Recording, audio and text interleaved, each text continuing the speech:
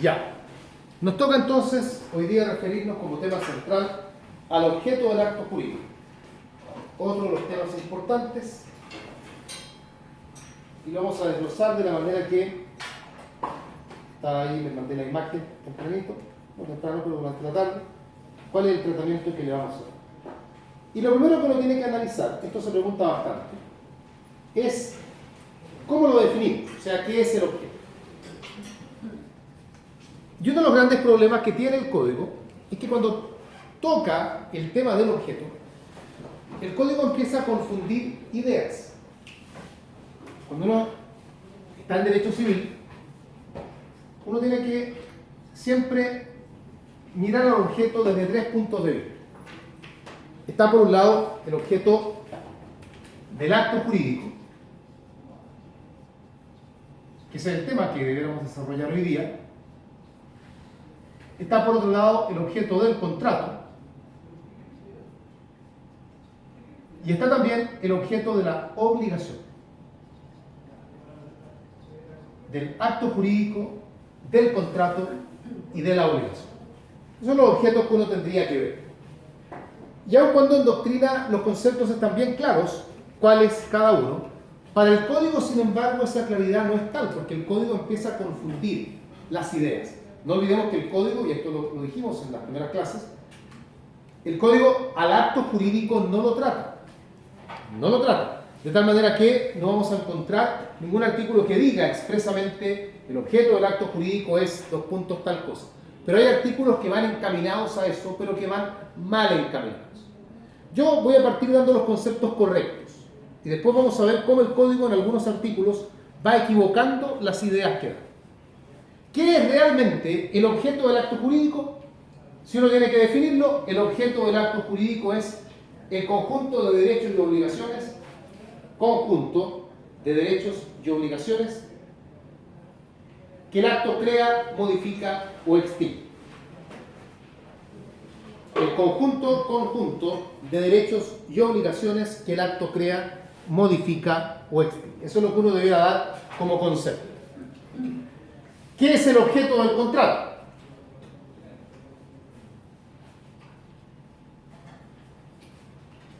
Es similar, porque no olvidemos que el contrato es un tipo de acto jurídico, así que tampoco puede ser tan diferente el concepto. El objeto del contrato es el conjunto de derechos y obligaciones que el contrato crea. Solo eso, porque la finalidad del contrato, no olvidemos, es puntualmente crear derechos y obligaciones. El conjunto de derechos y obligaciones que el contrato crea. Ese es el objeto del contrato. ¿Y qué es el objeto de la obligación?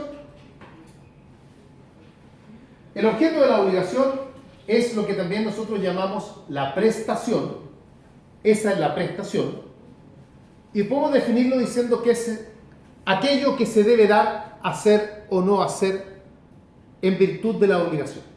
Aquello que en virtud de la obligación, que en razón de la obligación, debemos dar, hacer o no hacer.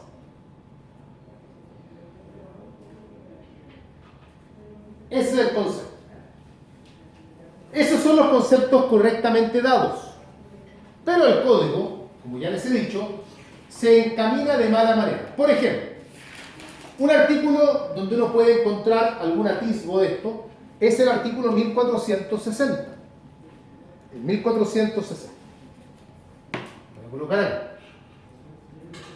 El 1460 dice que todo acto o declaración de voluntad, y va a referirse por lo tanto al acto jurídico, todo acto o declaración de voluntad debe tener por objeto una o más cosas que se deben dar, hacer o no hacer. Debe tener por objeto una o más cosas que se deben dar, hacer o no hacer. Entonces, el código, para referirse o para apuntar al objeto del acto, termina hablándonos del objeto de la obligación. Porque en lugar de decir que todo acto o declaración de voluntad debe tener por objeto crear, modificar, extinguir, etc., en lugar de decir eso, se va a la prestación, al dar, al hacer y al no hacer. Y ahí hay un error, por lo tanto. Eso en realidad es el objeto de la obligación, no el objeto del acto jurídico. Y otro artículo que también cae en lo mismo es el 1438, un artículo conocido porque es el artículo que define contrato. Y en la definición de contrato, el código dice que contrato o convención es un acto por el cual una parte se obliga a hacer o no hacer algo en favor de la otra. Pasemos por alto de momento esto de que confunda contrato con convención, que ya lo hemos conversado, sabemos que está mal, pero hay otro error entonces en la definición de contrato, hay otro error en el artículo 1438, y que es señalar como objeto del contrato nuevamente a la prestación, o sea, lo que en realidad es el objeto de la obligación. Artículos como estos hay un par más por ahí, que también incurren en el error de ir mezclando lo que son los objetos. Sin embargo, uno tiene que tener claridad. Y en el examen, si a mí me preguntan por objeto, yo tengo que partir haciendo esta triple distinción. Decir que hay objeto del acto, objeto del contrato, objeto de la obligación. Puede que el profesor me lo pregunte directamente, y ahí claramente tendré que dar los conceptos particulares. Y el cedulario de la central, que nosotros estamos mirando, expresamente en la cédula lo dice, que el alumno debe tratar el objeto del contrato, del acto jurídico y de la obligación. ¿Qué es esto? No es más que analizar esta distinción y saber conceptualmente cómo explicar cada uno. Eso en términos conceptuales, o sea, para partir ubicándonos respecto a lo que es el objeto. Sigamos. ¿Cuáles son los requisitos que debe reunir el objeto del acto jurídico? ¿Cuáles son los requisitos que debe reunir el objeto del acto jurídico?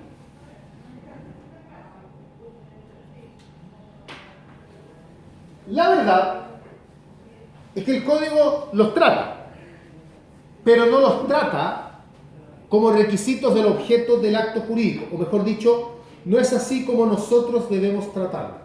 Se les va a preguntar así, ustedes lo van a responder de la forma que yo lo voy a ver ahora, que es la forma como ustedes lo estudiaron en la universidad. No tiene nada de raro, pero quiero hacerles la prevención de que si nos ponemos técnicos en el tema, cuando el código trata los requisitos del objeto del acto jurídico, en realidad está tratando los requisitos del objeto de la obligación. No hay realmente requisitos del objeto del acto jurídico. No hay realmente requisitos del objeto del contrato.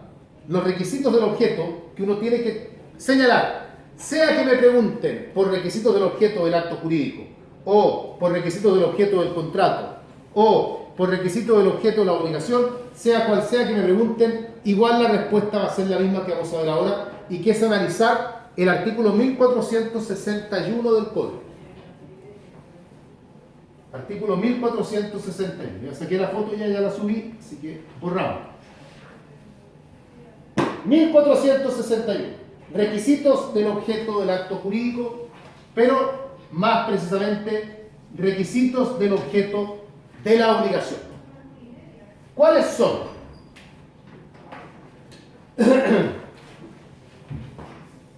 Hay que partir distinguiendo. No es llegar y dar la respuesta así por darla, hay que ir distinguiendo. Y la distinción se puede hacer de dos maneras. Pueden distinguir entre los requisitos del objeto cuando éste recae sobre cosas, o los requisitos del objeto cuando éste recae sobre hechos. Lo pueden decir así, y está bien que lo digan así porque es una forma de hacer la distinción. O bien, también pueden hacerla diciendo que habrá que distinguir dependiendo de si el objeto tiene que ver con obligaciones de dar o si tiene que ver con obligaciones de hacer y no hacer. El dar va asociado con las cosas allá arriba y el hacer y no hacer va asociado con los hechos que están abajo. Es lo mismo al fin y al cabo, así que no, lo que cambia simplemente es la manera como uno está haciendo la distinción. Pero lo que vamos a ver ahora lo pueden enfocar de una u otra manera indistinta. Vamos con la parte de arriba. Cuando el objeto recae en cosas o cuando se trata de obligaciones de dar, ¿cuáles son los requisitos que ahí deben concurrir? Vamos bien. La cosa debe ser comerciable y veámoslo de inmediato. ¿Qué significa que sea comerciable? Más allá de lo obvio, que me digan debe estar dentro del comercio, porque ahí quedamos en lo mismo, o sea, no hemos avanzado todavía en cuanto a la respuesta que tienen que dar. El código dice que se encuentre dentro del comercio humano, pero tampoco nos ayuda mucho eso, conceptualmente. Que esté dentro del comercio, o sea, que una cosa sea comerciable, significa que la cosa debe ser susceptible de relaciones jurídicas entre particulares. Esas son las cosas comerciables, las que son susceptibles de relación jurídica entre particulares. Esto va mucho más allá de decir que son las cosas que se puedan vender.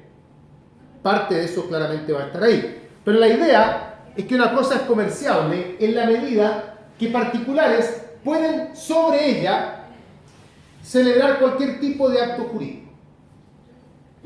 Entenderemos por lo mismo entonces que la regla general es que las cosas sean comerciables.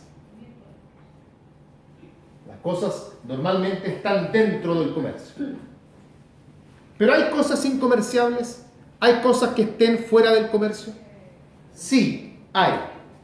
Excepcionalmente, pero hay. Por ejemplo,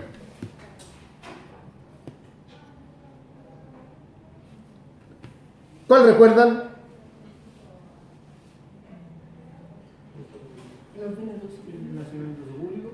Ya, vamos bien. Letra A, para que sea ordenadito. Estamos viendo ejemplos de cosas que están fuera del comercio.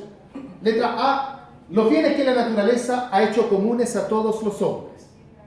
Los bienes que la naturaleza ha hecho comunes a todos los hombres. Ahí en eso quedan, por ejemplo, el aire que respiramos, la luz del sol, la arena de la playa,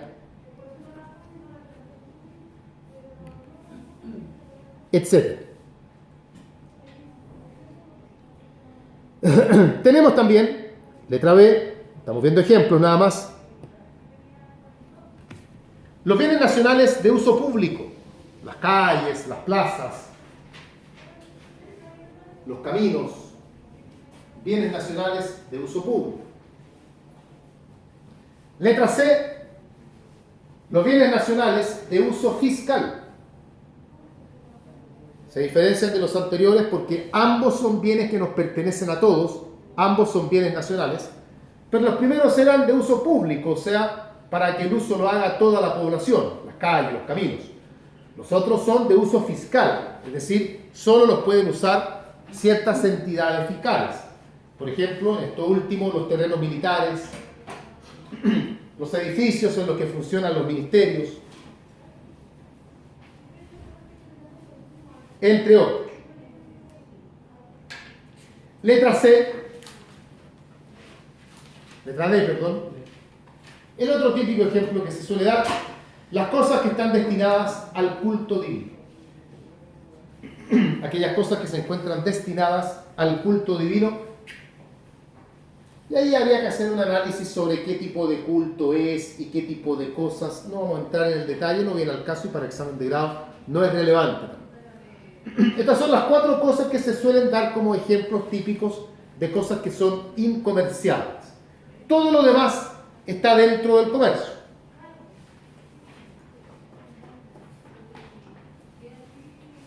Dame un segundo porque YouTube se detuvo y no sé por qué.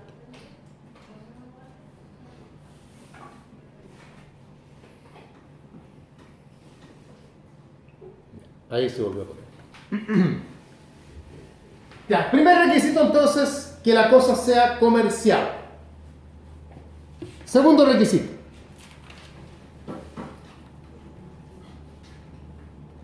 Segundo requisito, que la cosa sea real. O también se suele decir que exista o se espere que exista.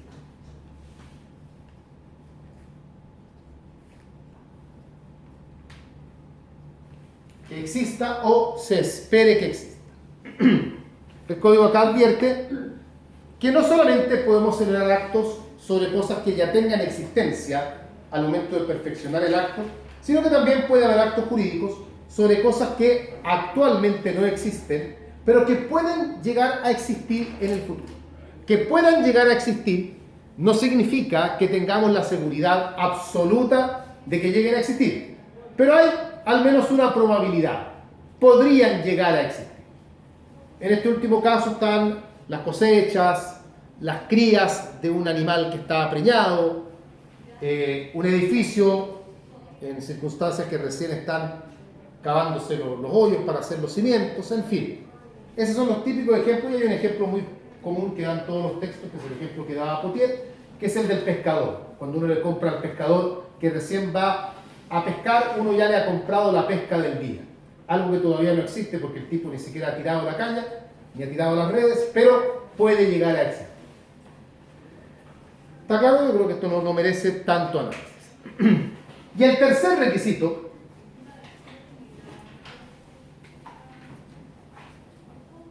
la cosa debe estar determinada o ser al menos determinado.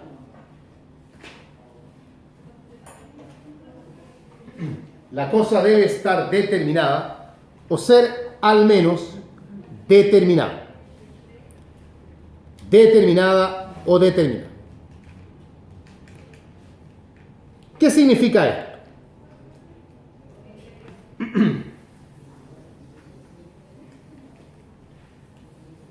Cosa determinada, cosa determinada. Es muy frecuente que el alumno incurra en un error, que es pensar que la cosa determinada es aquella que uno la singulariza como especie o cuerpo cierto. Que uno le pide al alumno, deme un ejemplo de una cosa determinada, y el alumno dice, determinada puede ser el automóvil, y dan todos los datos, la marca, el modelo, el año, número de chasis, número de motor, etc. Pero la idea es singularizarlo, individualizarlo al máximo y pretender que ahí el bien está determinado. No es así. ¿Cuándo una cosa está determinada? Cuando una cosa está determinada. Lo más simple acá es enfrentarlo esto de la siguiente manera. Para poder determinar algo, estamos hablando de cosas, no de personas, para poder determinar algo, la ley entrega tres parámetros, que son el género,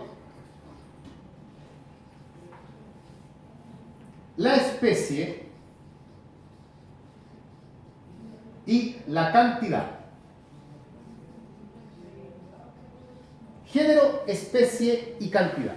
El género es la clase a la que pertenecen las cosas. Perro, zapato, mesa, arroz, lápices. Eso es el género.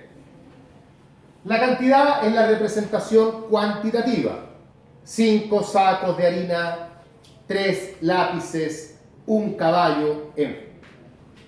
Y la especie es la individualización dentro del género.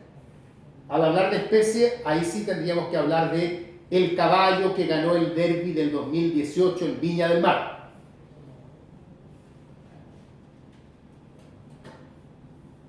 ¿Cuándo la cosa está determinada? Legalmente hablando, de acuerdo al artículo 1461, una cosa está determinada cuando se señalan el género y la cantidad. Ahí está determinado. Con el género y con la cantidad, la cosa ya está determinada. Si yo le digo a Pedro que yo le voy a vender un caballo, esa cosa está determinada. Ustedes me dirán, pero no sabemos qué caballo es. De acuerdo, pero tenemos el género, caballo, y tenemos la cantidad, 1. la cosa ya está determinada. ¿Qué significa entonces que la cosa sea determinable? ¿Cuándo está determinable? La cosa es determinable cuando se señala el género, y esta es una buena oportunidad para recordar que el género nunca puede faltar. No se señala la cantidad, pero el código dice que el acto o contrato debe contener reglas, debe contener datos que permitan calcular la cantidad. La cantidad no está expresamente señalada, pero el acto debe por lo menos indicar, dar información para que podamos calcular la cantidad.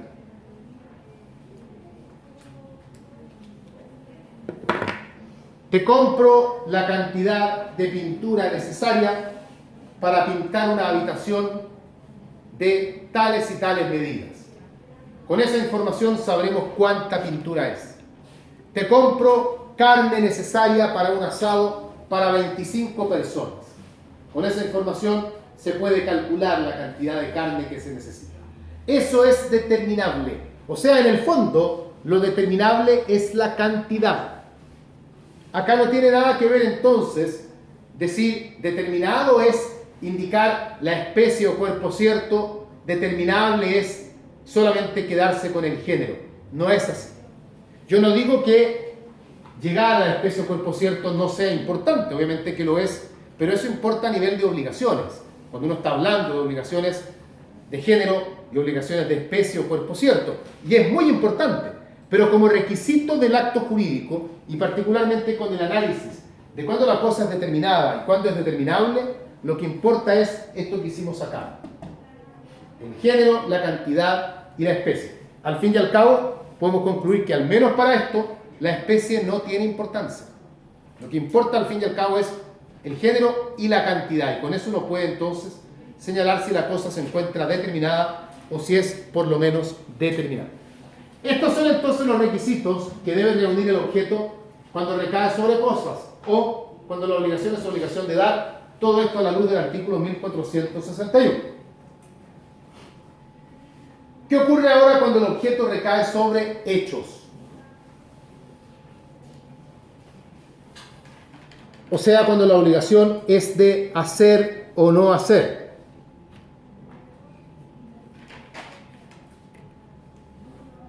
¿Cuáles son los requisitos ahí?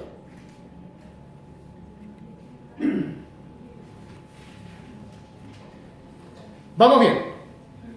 Todo está en el mismo artículo 1461. El primer requisito es que el hecho debe ser determinado.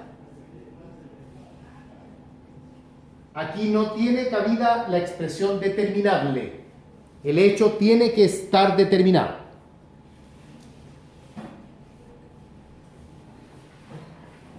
Tienes que caminar, tienes que correr. ¿Cuánto tienes que correr? No te pueden decir corre hasta caer muerto. No, tiene que ser determinado. En segundo lugar, el hecho debe ser físicamente posible. Físicamente posible.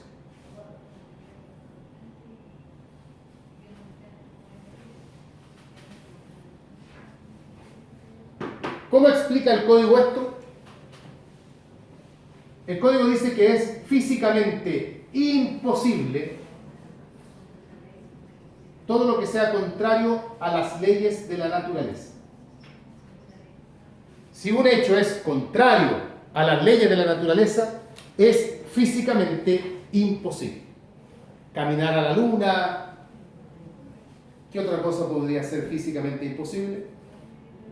Atravesar el océano para... Atravesar el océano a nado. Volar por medios propios, en fin. Y por último, el tercer requisito, el hecho debe ser moralmente posible. Moralmente posible. El código explica esto diciendo que es moralmente imposible todo aquello que esté prohibido por la ley y que sea contrario a la moral, las buenas costumbres y el orden público. Es moralmente imposible todo lo que esté prohibido por la ley o que sea contrario a la moral, las buenas costumbres y el orden público. Un contrato en el que se acuerda que por un determinado precio un sujeto matará a otra persona sería moralmente imposible porque el hecho es prohibido por la ley. Físicamente es posible, pero sería moralmente imposible. Estos son los requisitos entonces que debe reunir el acto jurídico, el objeto, perdón, del acto. Sigamos avanzando en el estudio. Porque todo lo que hemos visto hasta ahora, que es el concepto de objeto y los requisitos que este debe reunir, corresponde al estudio del objeto como requisito de existencia. ¿Ya? No olviden que nosotros hicimos el desglose hace un par de clases en que el acto jurídico tiene requisitos de existencia y requisitos de validez. Todo hasta acá es el objeto como requisito de existencia. Como requisito de validez, el objeto tiene que ser lícito. El objeto tiene que ser lícito.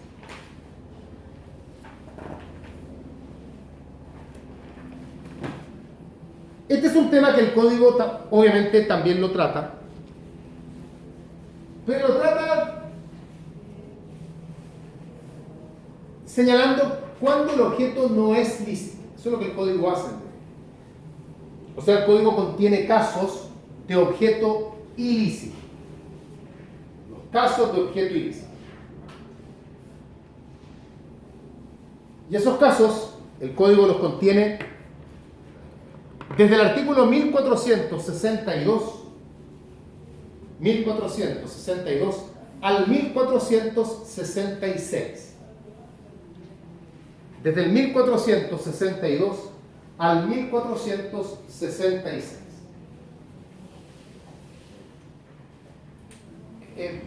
Todos debemos recordar, me imagino, que hay un artículo ahí que es especialmente importante y que es el 1464, que lo vamos a ver, que destaca por sobre los demás.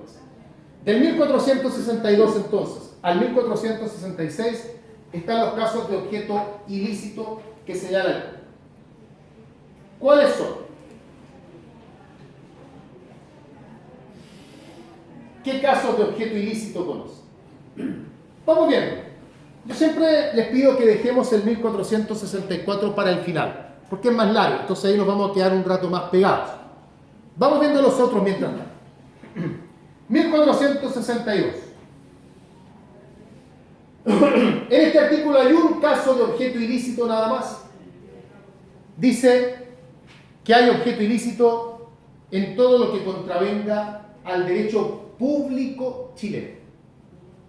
Todo lo que contravenga, todo lo que sea contrario al derecho público chileno. Derecho público.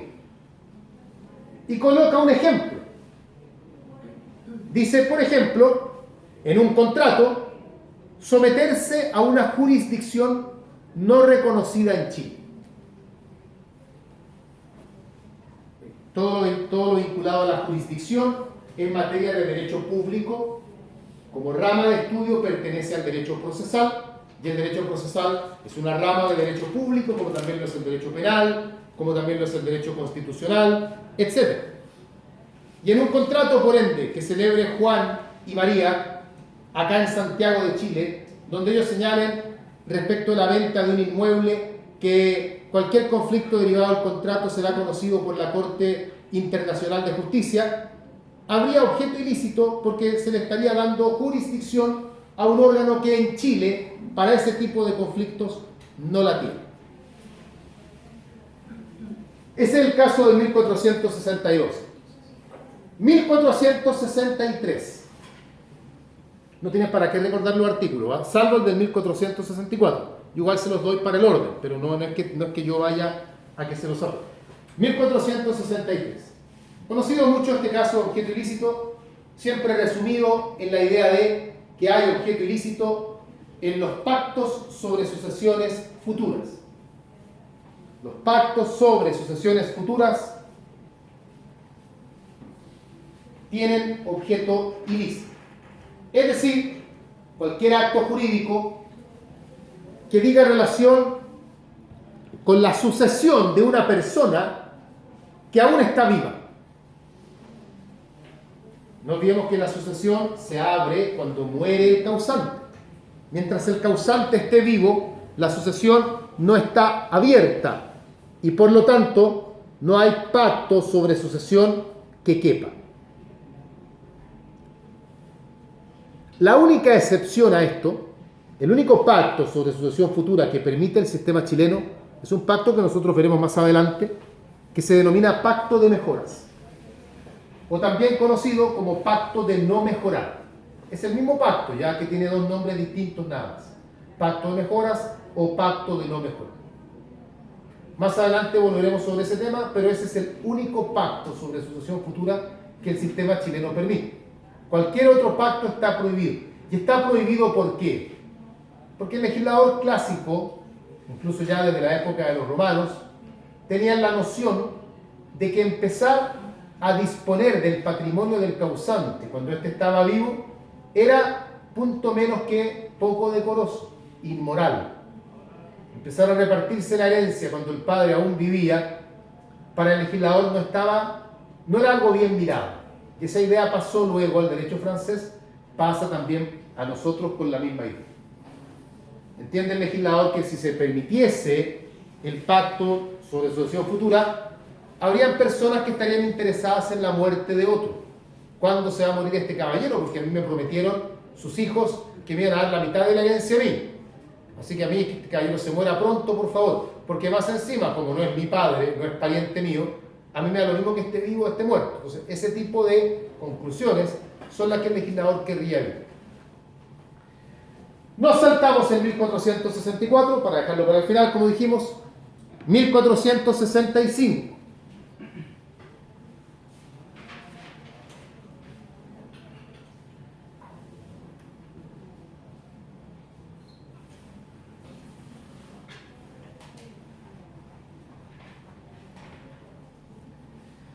El 1465 también contiene una figura que uno la suele recordar con la frase de que habría objeto ilícito en la condonación anticipada del dolo futuro.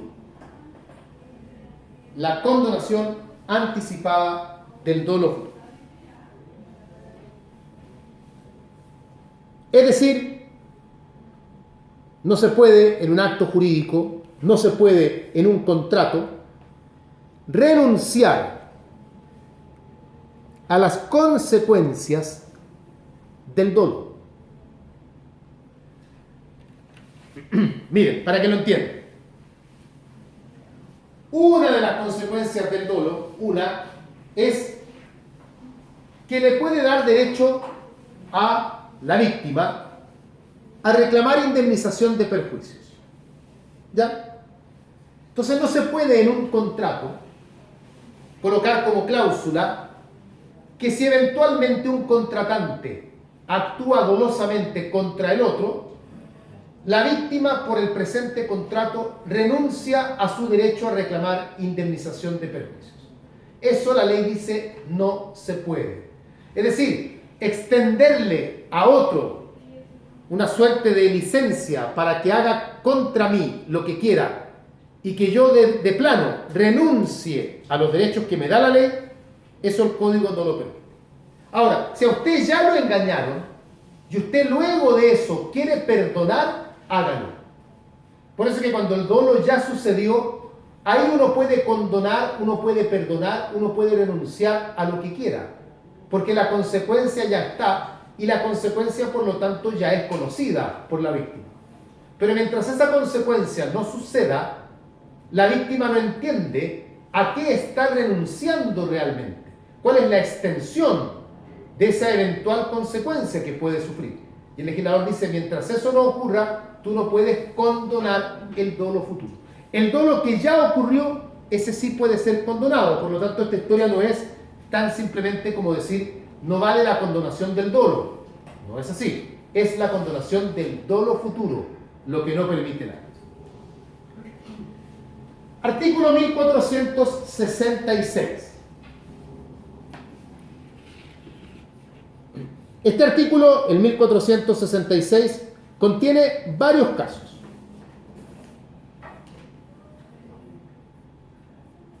Vamos bien. Partimos, mirando el mismo artículo, diciendo, hay objeto ilícito, ¿en qué?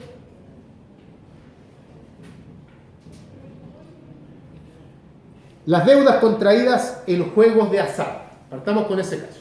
Las deudas contraídas en juegos de azar. ¿Qué es un juego de azar?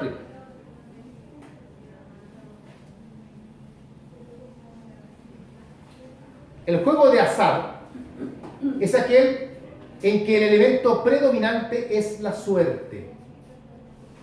No predomina la inteligencia, no predomina la destreza, sino que predomina la suerte. O sea, tú vas a ganar si tienes más suerte que el otro. Tus habilidades, tu inteligencia, tus capacidades no son lo que importa. Son juegos de azar, por ejemplo. ¿Qué sería juego de azar? Ya, los casinos son juegos de azar en su gran mayoría, porque hay juegos de habilidad también. Pero una tragamonedas es un juego de azar.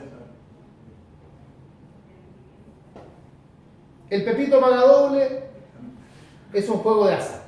La verdad es que no es ni siquiera un juego porque ahí nunca se puede ganar. Pero aún así, si suponemos que la persona que coloca las fichas lo hace de buena fe, sería también un juego de azar. Como ponerme a apostar con un amigo al caricel. O ver quién saca la carta más alta. Esos son juegos de azar y el legislador no los permite.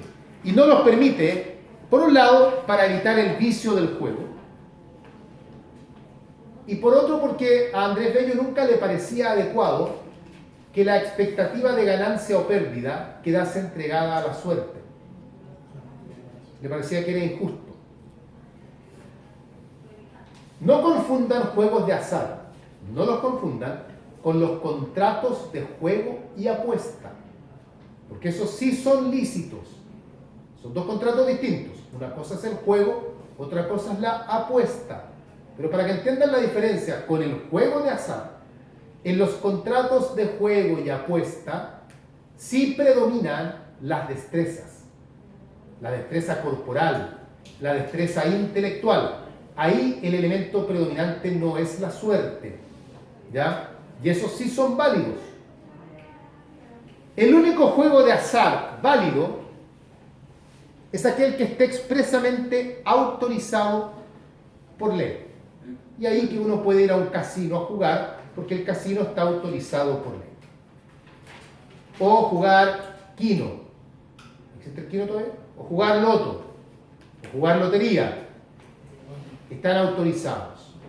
Y por eso se puede jugar. Siguiendo en el 1466, tenemos también que hay objeto ilícito en la venta de libros cuya circulación está prohibida. La venta de libros cuya circulación está prohibida. Lo que se dice de venta hay que entenderlo en el fondo a todo tipo de acto jurídico, ¿ya? Venta, permuta, arriendo, etc. Y no solamente tiene que ver con libros hoy en día, sino que con todo tipo de material gráfico o multimedia. Pueden ser películas también, etc. Hay que entender que en la época del Código Civil eran solo libros, pero también se pueden agregar a ellos películas, álbumes de música, en fin. Tuvimos en su momento, no sé si actualmente habrá películas que estén prohibidas, puede que sí, no lo sé, pero tuvimos en su momento prohibidas películas como La Última Tentación de Cristo, El Último Tango en París, Missing, y probablemente alguna más que se venga. Puede que actualmente haya alguna prohibida, no lo sé. Siguiendo en el 1466, tenemos también, hay objeto ilícito en la venta de láminas, pinturas y estatuas obscenas. O sea, todo tipo de contenido que sea obsceno. No vamos a analizar acá qué alcance tiene la idea de que sea obsceno, porque ese es un concepto que está muy ligado a la moral y que por ende va cambiando con el tiempo. Agrega el mismo artículo que también hay objeto ilícito en la venta de impresos condenados como abusivos de la libertad de la prensa. O sea, todo aquel contenido que se aleje de la necesidad de informar.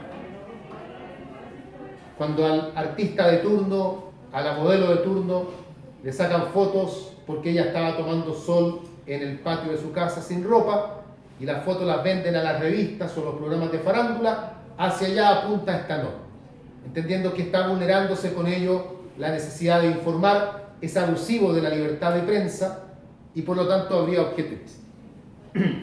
Y por último, en el 1466, pero tremendamente importante, es que en este artículo se nos indica al final que habría objeto ilícito también, generalmente dice, en todo contrato prohibido por las leyes.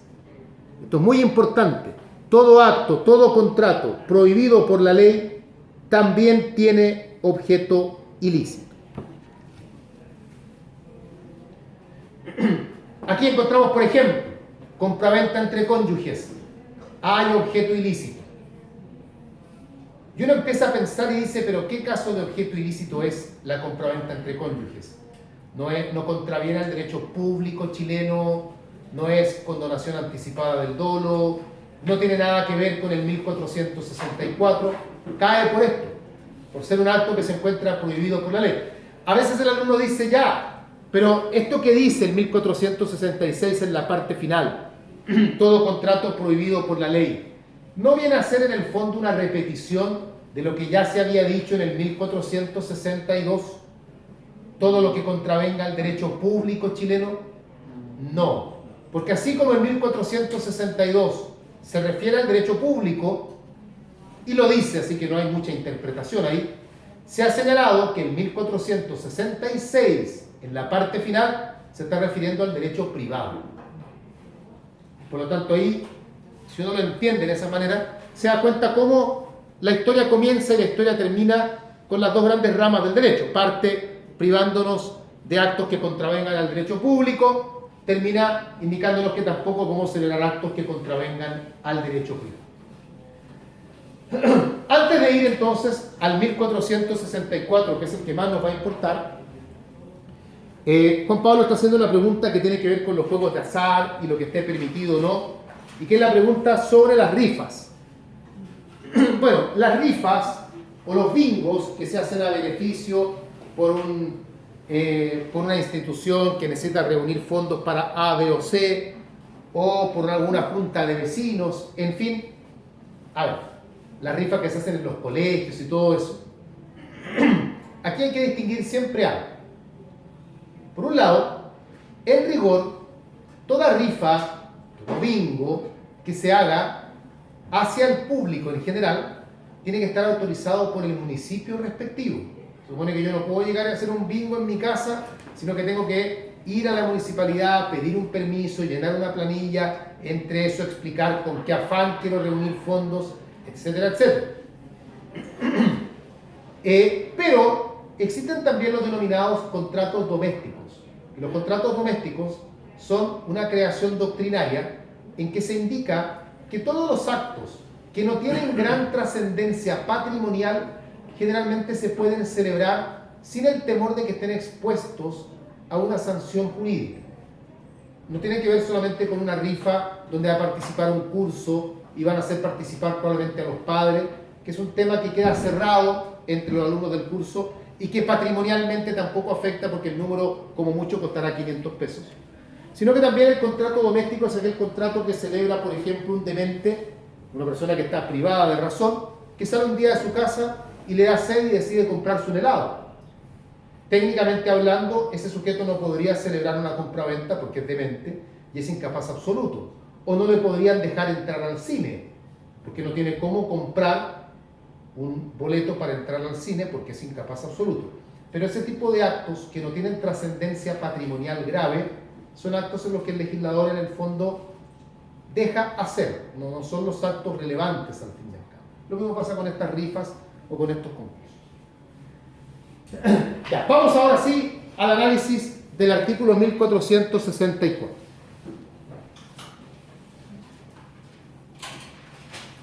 Que sin dudas es un artículo tremendamente importante, que yo les pido que ojalá lo memoricen, a pesar de que es un artículo que no es conceptual, pero que lo memoricen porque usa varias palabritas que uno no tiene que olvidar.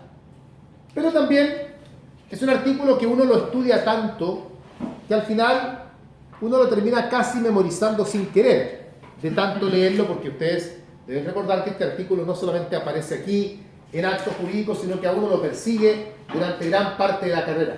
Este es un artículo que hay que recordarlo por número. Y cuando digo recordarlo por número, me refiero a que si en un examen el profesor me dice, señor, vamos a hablar del artículo 1464, yo tengo que saber qué artículo es. Hay varios artículos que uno tiene que recordarlos por número. Tal vez no necesariamente memorizar lo que el artículo dice, pero si a mí me dicen el número del artículo, yo tengo que saber de qué me están hablando. Yo no puedo decirle al profesor, ¿sabe qué? Me suena el número, ¿eh? Pero ¿sabe que no sé cuál es? ¿Por qué no me pasa un código para recordar cuál es? Porque eso ya implica que el examen está partiendo mal. Este es un artículo que yo entiendo que si a alguien le digo, mire, ¿qué dice el artículo 1114? Ustedes van a mirar con cara de ¿qué diablos es eso? Y yo también. No vamos a recordar lo que dice el artículo ni de qué tema trata. Pero este artículo, como hay otros también, esto uno tiene que recordarlo por número. Es el artículo del objeto ilícito, de la enajenación, y uno por ahí tiene que ir recordando el contenido.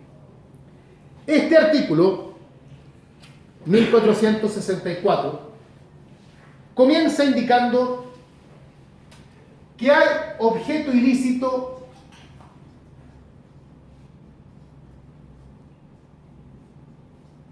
en la enajenación.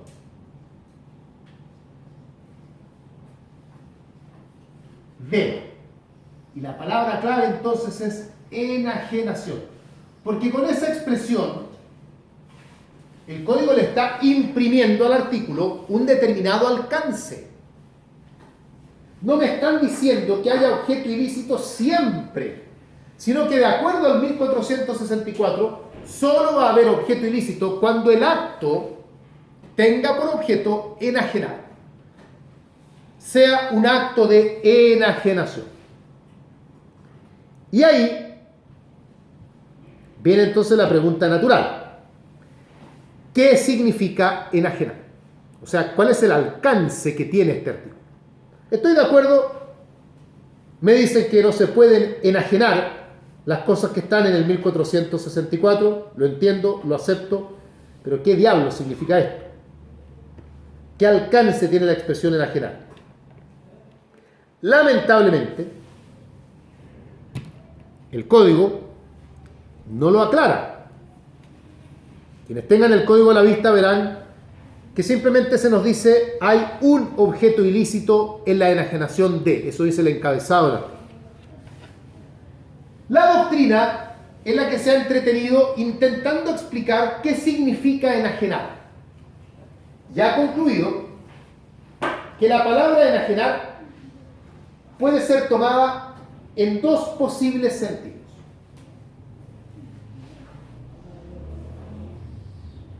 Y no me refiero al artículo 1464, sino que me refiero en general.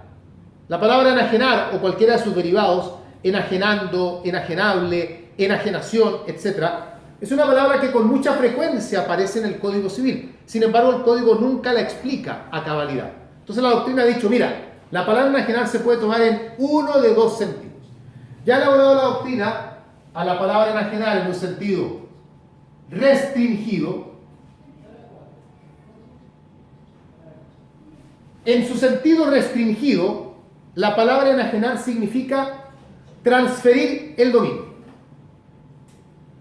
O sea, es su sentido literal, hacer ajeno, enajenar, transferir dominio. Nada más que eso.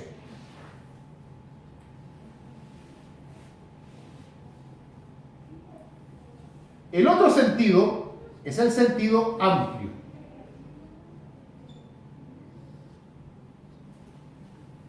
En un sentido amplio, la doctrina explica que la palabra enajenar significa transferir el dominio, pero además constituir otros derechos reales. O sea, no solo transferir el dominio, sino que también constituir otros derechos reales, como por ejemplo dar en hipoteca, dar en usufructo, constituir una servidumbre, en fin. El artículo 1464,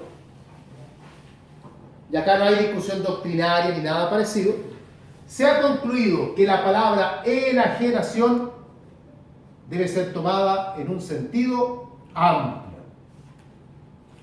O sea, las cosas que aparecen en el 1464 y que el código nos dice que no se pueden enajenar, son cosas respecto de las cuales no podemos ni transferir el dominio, ni tampoco constituir otros derechos reales. Ese es el alcance que tiene el artículo. Por lo tanto, si el acto no tiene que ver con enajenar, el 1464 no se aplica. Si mi pregunta es, abogado, explíqueme, yo quiero dar en arriendo mi casa, quiero saber si el artículo 1464 me afecta o no.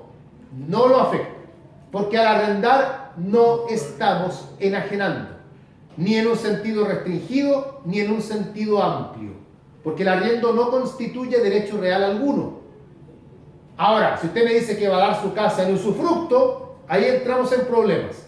Y ahí tenemos que ver si el artículo en cuestión nos molesta. Porque el usufructo sí es un derecho real. Pero si usted la va a dar en arriendo o la va a dar en comodato, por ejemplo, este artículo no obsta a nada. Puede que haya otros artículos que se lo impidan. Pero este artículo solo se aplica cuando el acto tenga por objeto enajenar. Teniendo eso claro, entonces, el alcance que tenemos que darle al artículo 1464, vamos ahora a ver los numerales. 1464, número 1, dice que no se pueden enajenar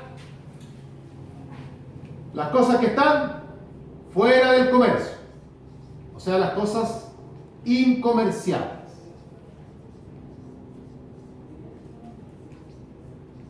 Nada llamativo, porque ya hemos visto previamente que si una cosa es incomerciable, la verdad es que no hay ningún acto jurídico que podamos celebrar, ni uno. Esto va más allá del 1464. Una cosa que está fuera del comercio, por ejemplo, es la plaza que está acá al frente. La plaza que está acá al frente no puede ser objeto de enajenación y tampoco puede ser objeto de nada. Yo no se las puedo arrendar a ustedes, por ejemplo, porque es una cosa que está fuera del comercio. Cabe destacar que en el número 1, luego que el código advierte que no se pueden enajenar las cosas que están fuera del comercio, no coloca luego ningún requisito para poder hacerlo. Por lo tanto, el número 1, en lo que es hermenéutica jurídica, es una norma prohibitiva. Eso tendrá importancia en un momento más. Prohibitiva. Prohíbe y no coloca ningún requisito que uno pueda cumplir para soslayar la prohibición. Número 2. Hay objeto ilícito en la enajenación de los derechos o privilegios que no pueden transferirse a otras personas, que uno conoce en general como los derechos personalísimos.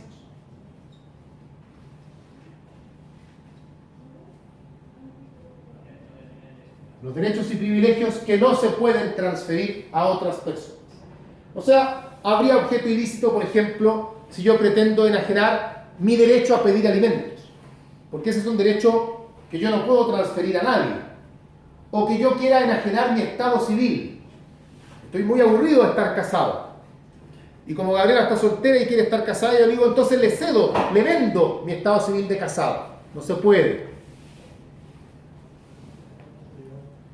El número 2 no coloca tampoco ningún requisito que se pueda cumplir para soslayar esta prohibición.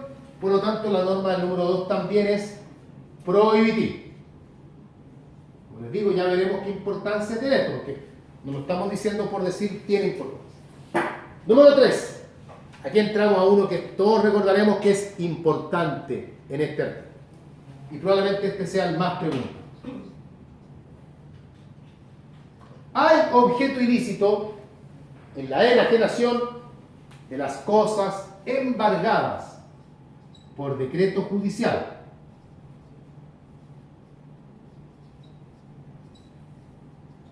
Cosas embargadas por decreto judicial, a menos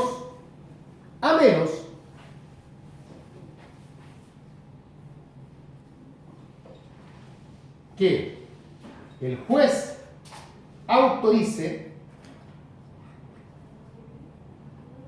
o que el acreedor consienta en el acto. A menos que el juez autorice o el acreedor consienta. Vamos a explicar el alcance completo de este numeral 3.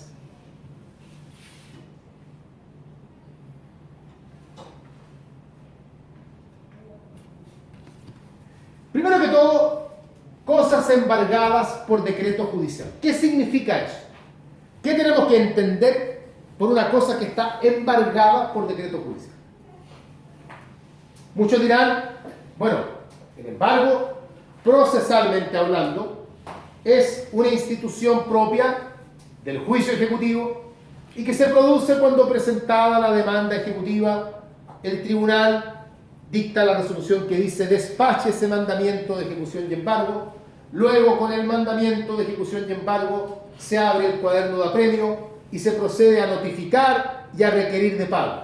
Y si requerido de pago el deudor no paga, el receptor embarga bien. Y ahí está el embargo. Y claro, jurídicamente hablando, eso es el embargo. Pero es a eso a lo que se está refiriendo el número 3. O sea, el número 3 solamente se va a aplicar para un juicio ejecutivo. No.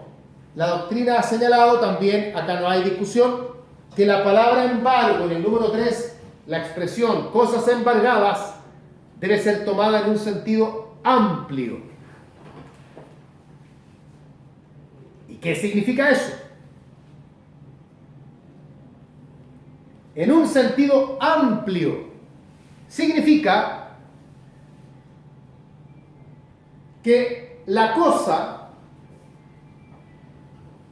ha sido víctima, ha sido objeto de una resolución de un tribunal que impide su enajenación.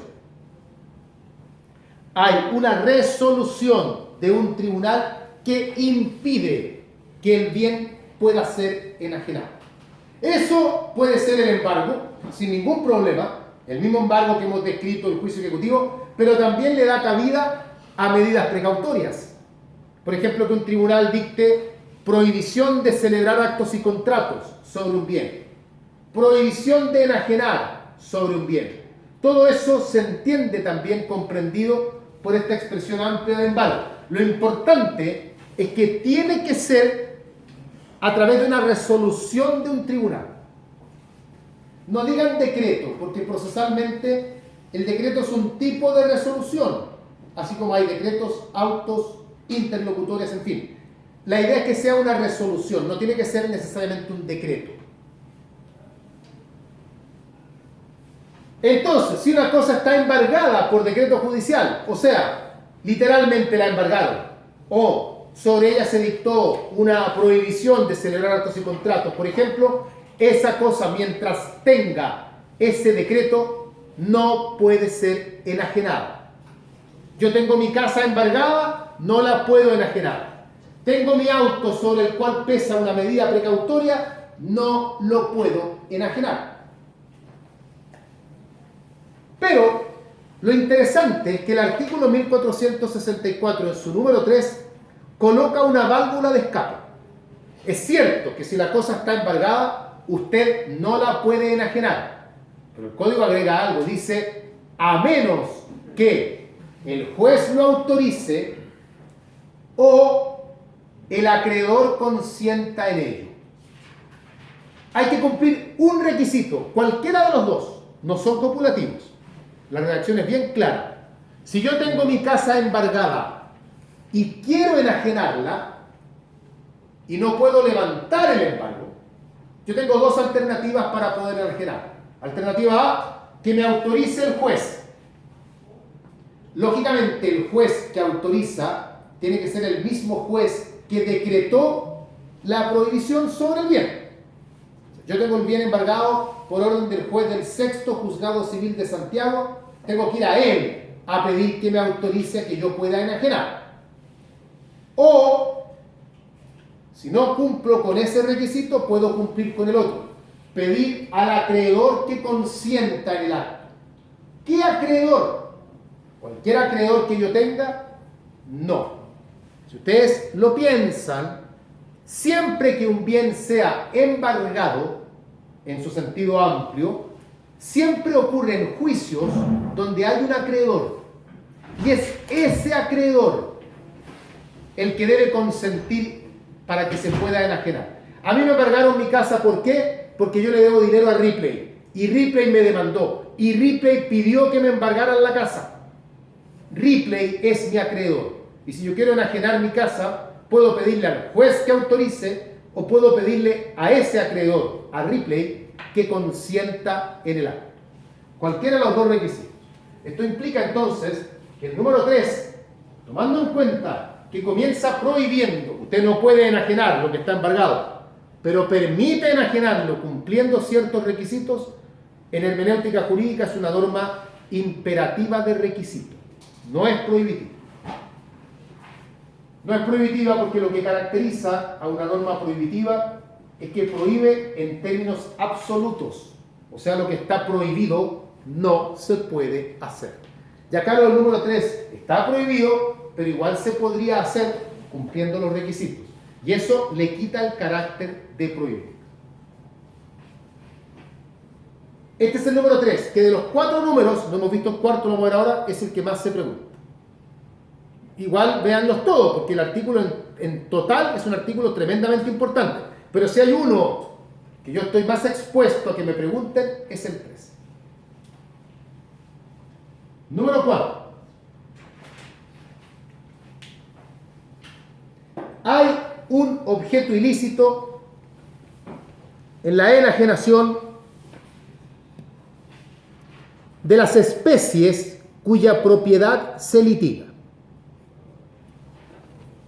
Especies cuya propiedad se litiga.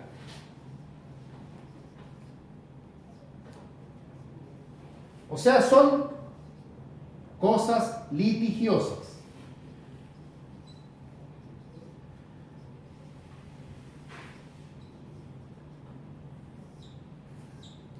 Es la propiedad lo que se está peleando, lo que se está discutiendo.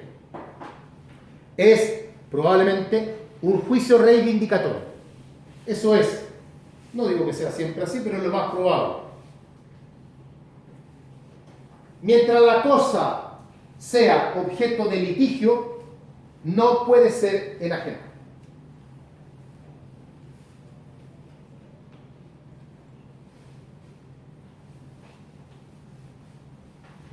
El artículo, si uno lo lee completo, dice las especies cuya propiedad se litiga sin permiso del juez.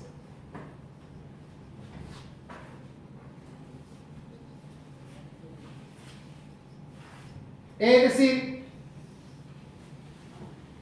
a contrario censo, si le pedimos permiso al juez, podríamos enajenar. Porque el código dice que no se pueden enajenar las especies cuya propiedad se litiga sin permiso del juez que conoce del litigio. Por lo tanto, si el juez autoriza, se podría enajenar. Pregunta que surge del número 4. ¿Desde qué momento ya no se puede enajenar la especie cuya propiedad se litiga? ¿Desde qué momento?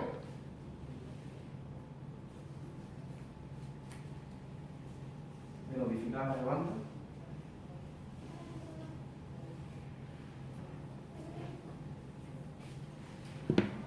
En su momento hubo alguna discusión, porque claro, está lo que dice Fabián, por ejemplo, desde que se notifica. Imagínense ustedes que su compañero, ¿cómo se llama usted? Lorena. Lorena es dueña de un caballo que está muy valorado en el mercado y Lorena lo quiere vender. Pero yo sostengo que el caballo que Lorena tiene es mío y por lo tanto yo quiero evitar que ella lo venda, porque quiero que primero resolvamos a quién le pertenece el caballo. Yo la demando. Entonces la pregunta es, ¿desde qué momento el caballo ya no se puede enajenar? ¿Basta con que yo la demande? ¿O la demanda tiene que haberle sido notificada? ¿O ella debe haber contestado? ¿O en fin?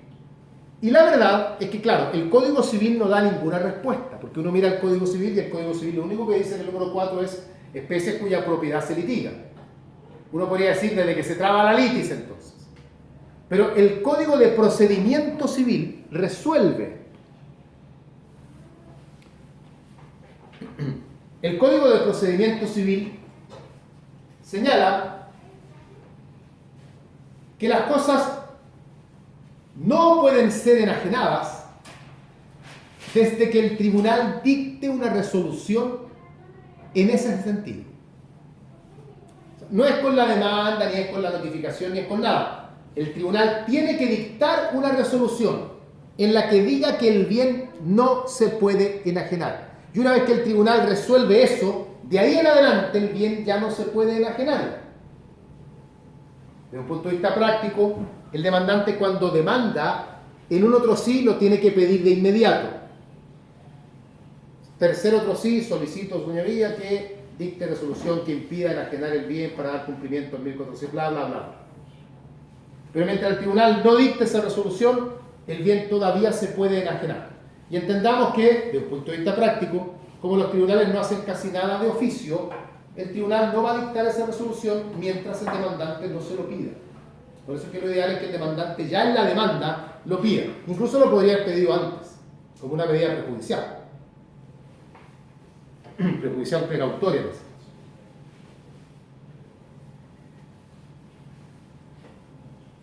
Tomando en cuenta que el artículo en su número 4 señala que sí se podría enajenar con permiso del juez, concluimos que el número 4 también como norma es una norma imperativa.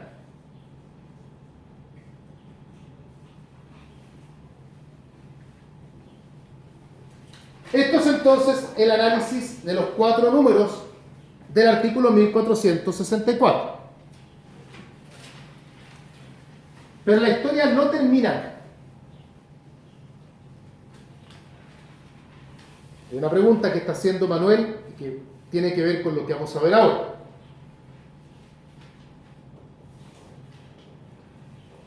Típica pregunta de examen y típica pregunta también de civil de actos jurídicos. Sobre todo lo que estamos viendo. Permiso de corte que le demos. Tenemos claro que de acuerdo al 1464, todas las cosas que estamos viendo acá no se pueden enajenar. Pregunta. ¿Se pueden vender? Y la pregunta, que a un alumno que está en primer año le podría parecer una pregunta casi sin sentido, para nosotros tiene sentido. Y tiene sentido porque la venta, la compra-venta, el contrato de compra-venta no supone enajenación. Se enajena luego cuando se hace la tradición. Pero mientras uno no involucre a la tradición, solo con la compraventa, no estamos enajenando. Tomando en cuenta que en 1464 lo que prohíbe es enajenar, Entonces la pregunta tiene sentido. Estamos claros, yo no puedo enajenar esto, pero ¿podría venderlo? ¿Podría yo vender una cosa que está embargada sin pedirle permiso a nadie? Podría. Vamos a ver. Si uno mira solamente el artículo 1464, uno podría decir, mira, está súper claro que el 1 y el 2 no los puedes vender. No porque lo diga el 1464 o no lo diga, sino que porque en realidad una cosa que está fuera del comercio, tú con ella no puedes hacer nada. Y con un derecho personalísimo, tú tampoco puedes hacer nada. Así que en el 1 y en el 2, el tema queda fuera en el fondo de cualquier análisis. Pero sí son importantes para ellos los tres, el 3 y el 4. Entonces, si uno mira solo el 1464, uno podría concluir que sí, que se pueden vender. Porque uno no logra mirar en ese artículo nada que a mí me impida vender. Yo no puedo enajenar. Enajenaré después de vender. Pero la venta, por sí sola, yo a la luz de estos numerales, especialmente en el 3 y en el 4, yo no la veo prohibida. Pero sin embargo, el artículo 1464 se debe complementar con otro artículo, que es un artículo que está en la compraventa y que es el artículo 1810. 1810. En ese artículo, voy a ir a lo pertinente nada más, el código nos dice, no se pueden vender las cosas cuya enajenación esté prohibida. Es decir, si una cosa no se puede enajenar, no se puede vender. Que tiene por lo demás todo el sentido del mundo, porque si yo tengo un bien que no lo puedo enajenar, ¿qué saco con venderlo? No tiene sentido que yo venda algo que luego no podré enajenar. Entonces el código dice, las cosas cuya enajenación esté prohibida no se pueden vender. Por lo tanto, la unión de los dos artículos nos permite concluir que las cosas del número 1 no se pueden vender. Las cosas del número 2 no se pueden vender. Las del 3 no se pueden vender.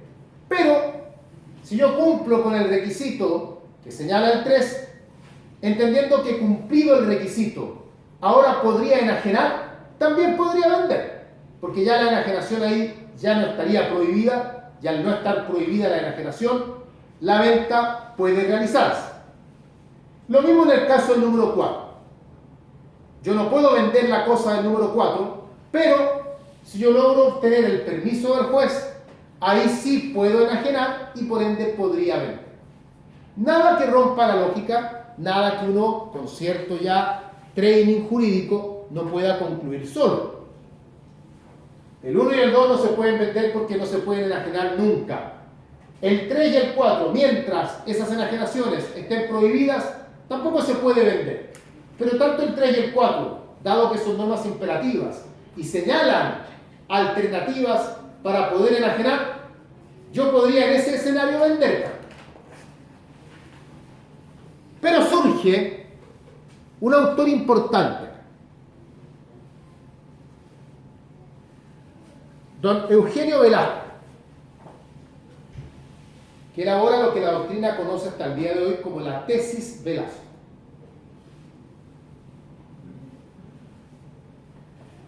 Eugenio Velasco propone lo siguiente.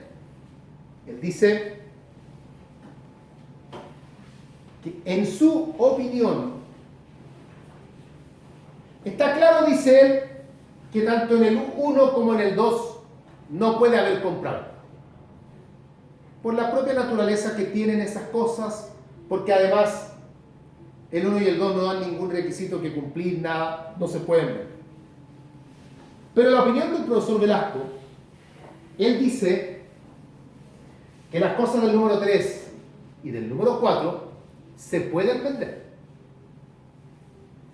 Pero ustedes dirán, bueno, eso lo dijimos recién, no hay nada nuevo. Pero aquí está lo novedoso del profesor Velasco.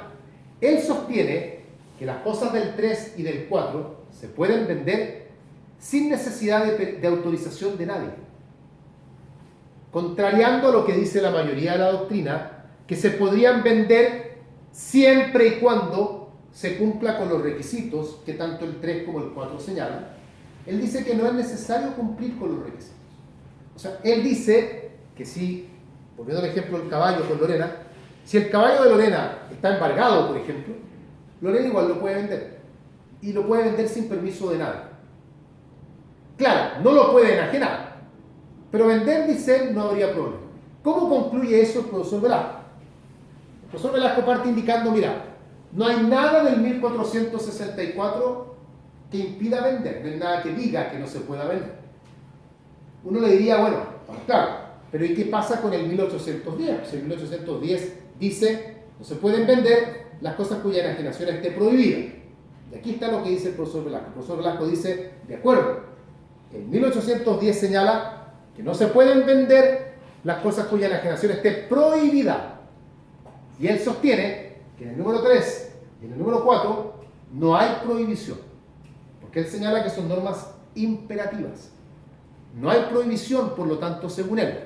Y por lo mismo, él sostiene que el número 3 y el número 4 no caen dentro de lo que promueve el 1810. El 1810 dice, usted no puede vender las cosas que esté prohibido enajenar. Muy bien. En el número 3, como la norma no es prohibitiva, no hay, por lo tanto, prohibición, así que yo puedo vender. La tesis Velasco es una tesis que no tiene ninguna aplicación práctica. ¿Ya? La jurisprudencia la rechazó y la ha rechazado siempre. Pero tiene el mérito, y por eso uno la estudia en la universidad, de que conjuga elementos teóricos jurídicos, donde uno en teoría, uno podría decir que la teoría de él no es tan descabellada. A uno como profesor le permite además ver si el alumno entiende qué significa comprar versus enajenar, y si entiende distinguir entre una norma prohibitiva con una imperativa. Entonces tiene eso que le da valor, ¿ya? Porque es algo que teóricamente, insisto, es coherente.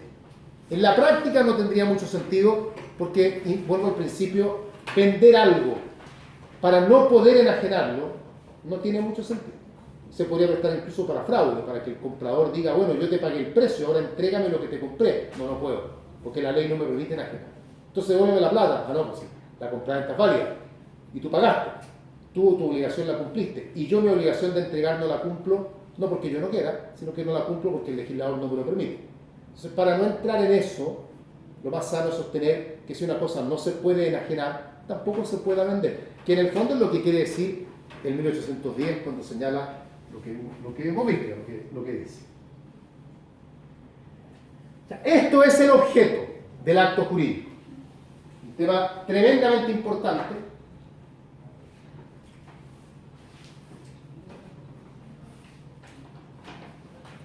Arturo dice si acaso podría acá tocarse el tema de la venta de cosa ajena.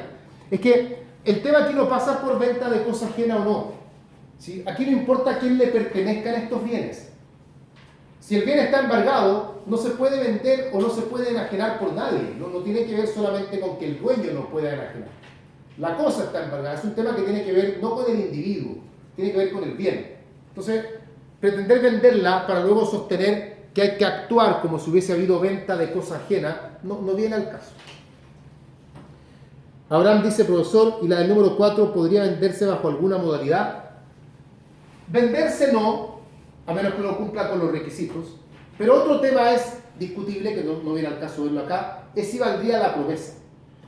Donde yo le diga a Pedro, mira, yo no te puedo vender mi casa porque está embargada, pero yo te celebro una promesa de venta de mi casa, sujeta a la condición de que se alce el embargo en un año. Entendiendo que si se alza el embargo antes de un año, yo tengo que vendértela y tú me la tienes que comprar. Entonces, ¿eso valdría? La doctrina dice que sí, que ahí no habría problema. Pero la venta como tal no valdría. Bien, para cerrar la clase de hoy, le saqué la foto de esto ya, algunas consideraciones sobre la causa.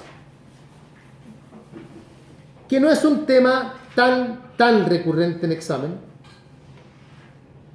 Pero igual tampoco uno puede ignorarlo.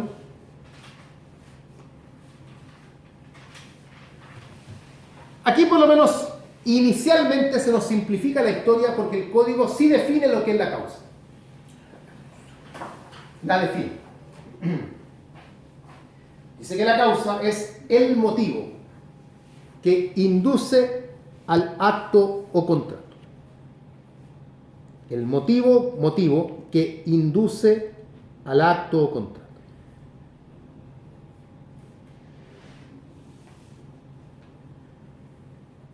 Motivo que induce al acto o contrato. Esa es la definición de causa.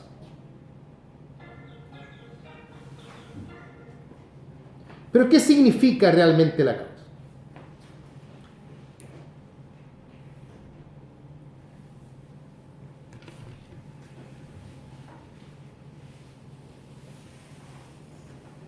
La doctrina, universalmente hablando, no en Chile, sino que universalmente, la doctrina señala que la causa se puede tomar en varios sentidos.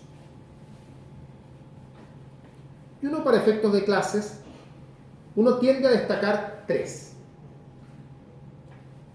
Los tres distintos sentidos en que se puede tomar la expresión causa, jurídicamente. Estos son, número uno, la causa ocasional, conocida también como la causa subjetiva, conocida también como la causa psicológica. Esta causa, en palabras sencillas, tiene que ver con la motivación que tiene el individuo para celebrar el acto. ¿Por qué lo celebra? Compré un auto. ¿Por qué lo compraste? ¿Lo compraste porque estaba barato? ¿Lo compraste porque estabas aburrido de andar a pie? ¿Lo compraste porque te gusta coleccionar autos? ¿Lo compraste porque se lo vas a regalar a otra persona? ¿Por qué compraste el auto? Ustedes entenderán que la respuesta a esa pregunta es variable. Va a depender de la circunstancia particular. Incluso un mismo individuo, ustedes mismos, pueden haberse comprado un auto en enero y un auto en diciembre. Y tal vez el motivo sea diferente. No es que el de enero me lo compré para salir con mi familia a la playa. El de diciembre lo compré porque para mi trabajo necesitaba un auto que pudiese cargar material. Son distintos motivos. Esta causa, la causa ocasional, no es la que habría tomado nuestro código. Porque ustedes tienen que entender que esta causa es muy cambiante. Y es imposible precisar cuál es. Sin embargo, cuando el Código Civil define causa, que es la definición que nosotros vimos hace un momento, la definición de causa, que está en el artículo 1467, pareciera estar refiriéndose a esta causa, cuando dice que es el motivo que induce al acto o contrato. Por eso que la definición de causa del Código Civil se critica, porque señala la doctrina que, si bien es cierto, la definición no es mala, daría pie para creer que en nuestro sistema jurídico la causa que se implanta en el código es la causa ocasional. Pero vamos a ver que no es así. Número 2. La otra forma de entender la causa, el otro sentido, es lo que la doctrina llama la causa eficiente. La causa eficiente. Esta causa, la causa eficiente, es aquella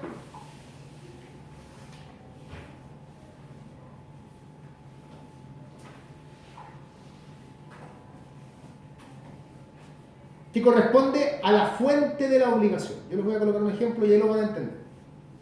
La causa eficiente es aquella causa que corresponde a la fuente de la obligación. Ejemplo. compro un auto y me corresponde pagar el precio. Y a mí se me pregunta, ¿por qué estás pagando el precio? ¿Cuál es la razón por la que tú pagas el precio? La respuesta que da la causa eficiente, esa teoría, a esta pregunta es: yo pago el precio porque por contrato me obligué a pagarlo. Yo entrego el caballo porque por contrato me obligué a entregar. Yo permito que Juan viva un mes en mi casa porque por contrato me obligué a eso. Yo vengo a hacerle clases a los alumnos porque por contrato me obligo a eso. Es decir, la causa se encuentra en la fuente de la obligación. Yo hago lo que hago porque hay una fuente de obligaciones que me obliga a hacer.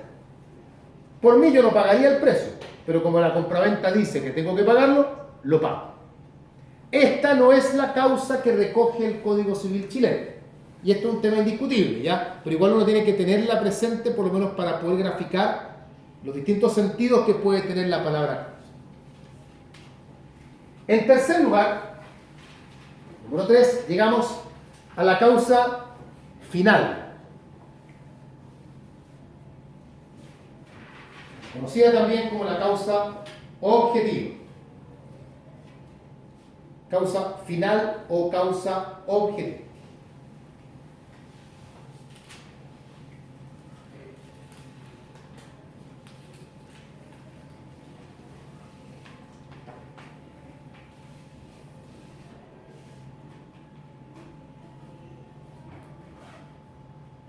Esta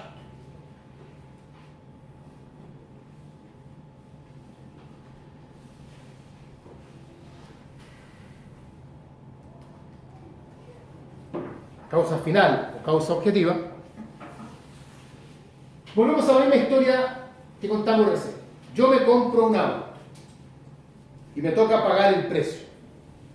Entonces se me pregunta, ¿por qué estás pagando el precio? Y en este caso mi respuesta es: yo pago el precio porque me van a entregar un auto.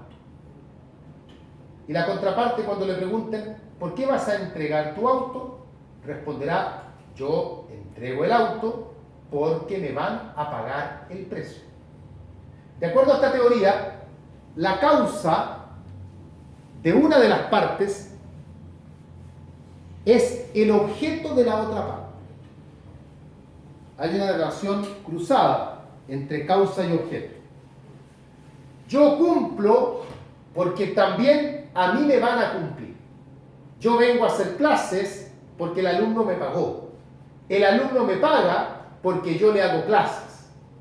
Yo permito que Juan viva en mi casa porque me paga la renta. Juan me paga la renta porque yo permito que él viva en mi casa. Esa es la causa objetiva o causa final. Esta es la que recoge nuestro Código Civil. ¿Y cómo nos damos cuenta que esta es la que recoge el Código? Porque si uno se remonta a la época en que Andrés Bello estaba redactando el Código Civil, esta teoría, la teoría de la causa final, en Europa tenía un inconveniente, tenía una crítica.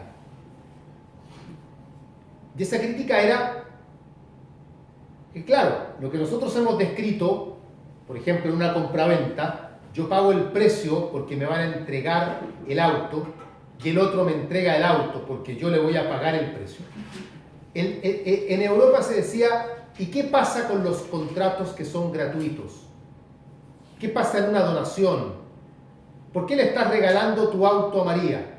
Se lo estoy regalando porque, claro, si fuese una compraventa yo diría porque María me va a pagar el precio. Si fuese una permuta yo diría porque María me va a entregar una moto y un caballo. Pero en una donación no hay una contraprestación que justifique por qué yo voy a cumplir con mi parte. Si yo le presté mi casa a Juan para que él viva gratis, y a mí me preguntan, ¿por qué tú le entregas tu casa a Juan? Yo no tengo la respuesta que daría en un arriendo. Se la entrego porque él me va a pagar renta. Entonces, ¿qué hizo Andrés Bello?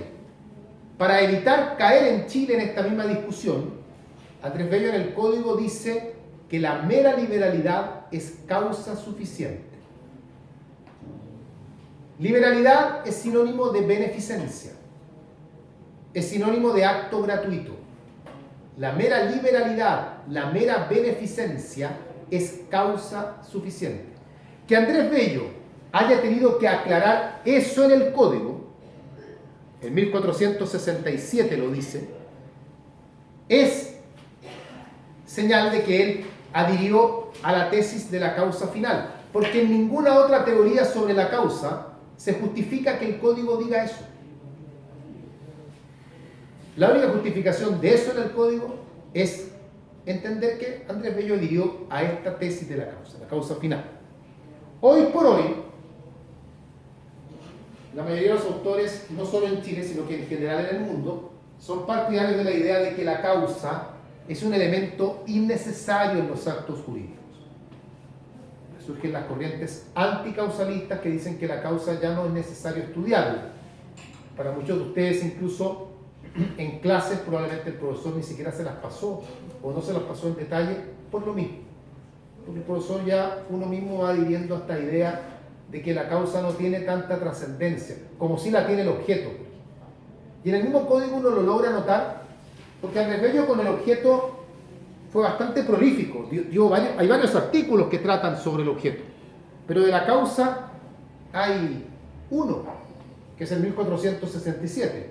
Algo dice el 1468 también, pero el 1468 también habla del objeto. Entonces, en algún momento se planteó la interrogante, oye, ¿por qué Andrés Bello trató tan en detalle el objeto y trató de forma tan superficial la causa? Y muchos concluyeron que era porque Andrés Bello ya era partidario de la idea de que la causa como objeto de estudio tenía que estar en retirada, que el acento tenía que ponerse en estudiar el objeto. ¿Qué más saber sobre la causa? Solamente puntualizar los requisitos que los indica el código, que señala que la causa debe ser real y debe ser lícita. La causa debe ser real y además debe ser lícita. La verdad es que no mucho más sobre la causa. No se pregunta mucho a menos que tenga muy mala suerte. Y lo digo porque usualmente el alumno no la estudia. Entonces, más allá de que sea corto, sea largo, sea difícil o sea fácil, si no lo han estudiado no van a poder contestar. Y generalmente uno la tiende a pasar por alto. Y el alumno la tiende a pasar por alto muchas veces porque no la entiende. Porque trata y la lee. Yo les recomiendo que no se metan con doctrinas ni nada porque la causa es compleja. ¿Ya? Más todavía si uno se pone a analizar doctrina clásica, doctrina contemporánea, es difícil de captar, es muy abstracta la historia de la causa. Más allá de esto no es necesario. Y con esto ya, para que tengan por lo menos alguna herramienta para poder defenderse. Bien, pues, estamos listos entonces por hoy. Mañana tenemos clases, ya de hecho aquí ya las clases retoman su ritmo normal, de lunes a jueves, así que mañana hay clases normales. Así que nos veremos mañana.